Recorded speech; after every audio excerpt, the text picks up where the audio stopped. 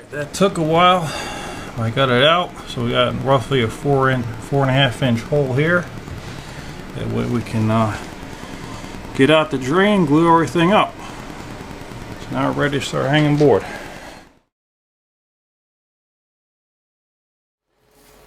Welcome back to the channel, guys. Donnie D here. Thanks again for tuning in. And I just actually want to give you guys an update. I actually have a new microphone on the way to do better voiceovers here, so bear with me. The next video will hopefully, as long as the microphone's in by then, if I need a voiceover, it'll be on that one. So it'll be a lot more clear. And I'm also waiting for the new GoPro 9 to come out, because I'm actually recording all my videos here with a GoPro 3 Plus Black, and it works, but I'm looking to really up the ante for you guys.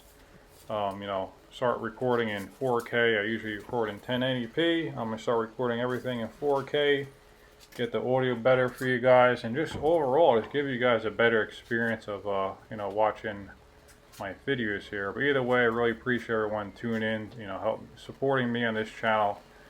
Been doing it for years now. Really upped the ante in 2019, the spring, of uploading videos every week. So I hope you enjoy and go from there.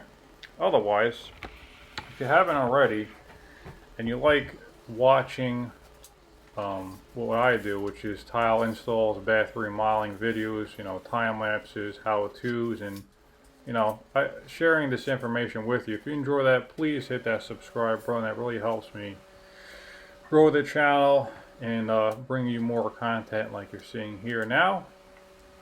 Otherwise, today's video is going to be part 4, I believe, of the curbless shower build on a slab. In this video, I'm going to be hanging the lattice-free Hydroban board, so I'm going to show you my process of going through that. I really prefer this board over other boards on the market, mainly because number one, it's stiffer, and then you know, you don't have to put washers on the screw head, so it's more efficient for myself and for the client. I could get the job done that a little bit quicker, get them back in their bathroom, get the project done, and everyone wins in the end.